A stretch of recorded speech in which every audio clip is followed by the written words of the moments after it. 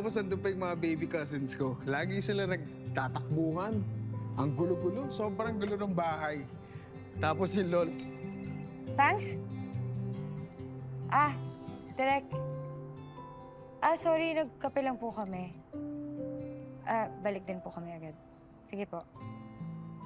Hinahanap tayo ni Direk.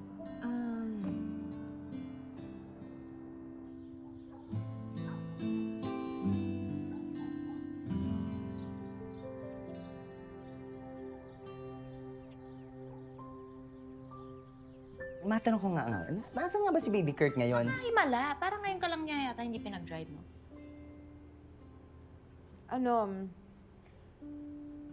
Nasa bar yun. Sigurado kasi busy, di ba? Busy yun sa bar niya. Kala ko pa naman busy siya kasi may Jane na, so lahat ng oras niya na kay Jane.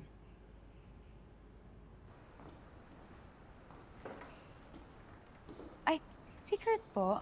Ay, ma'am. Dito po. Follow up na lang natin para baka kasi dumating in time. Sige. Thank you. Thank you. Thank you. Thanks. Hi, Pangs. Kumain ka na ba? Oh, pero why not? Pangs, Dahan-dahan. premiere nga pala nung namin, nung pelikula namin this weekend. Punta ka, Pupunta din si Chico at saka si Jack. This weekend? Oo, Saturday. Saturday. May lakad ka? I-check ko pa. Wow. Ang hirap hagilapin recently, Di ba? Crunch time eh. Okay. Siya nga pala si V. Nirush dun sa ospital kanina madaling araw. Emergency C-section daw. Oh, kamusta? Okay naman daw siya, sabi ni Shelby.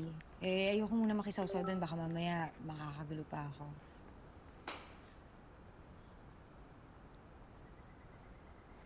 3 to 4 days daw yung recovery period ng C-section. Kaya punta tayo doon. Dalaw tayo. Thanks. Nakalimutan ko nga pala. Hindi ka pala pwedeng pumunta, no? Hindi ka makakasama sa akin kasi sobrang busy mo. Sino ba to? Work. Mama mo work. Sino nga to? Sa...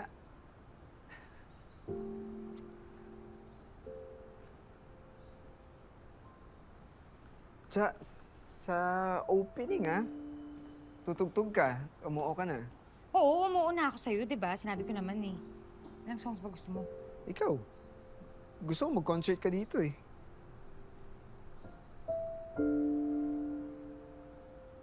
Thank you.